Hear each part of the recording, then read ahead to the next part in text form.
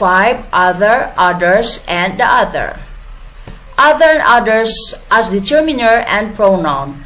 Other has two uses.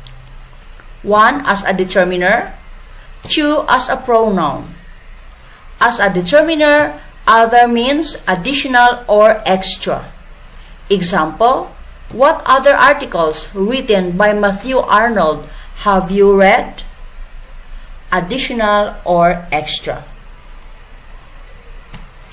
As a determiner, other also means alternative. Example, this is a red t-shirt.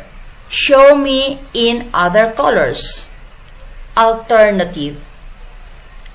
As a determiner, other also means different types of something. Example, some dance appeals to me while other dance doesn't. Different types of dance. As a pronoun, other or others is used to refer to an already mentioned noun.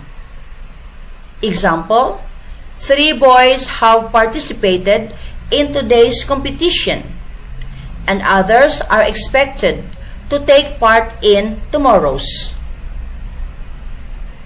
The other as determiner and pronoun. The other as a determiner means the second of two people or things.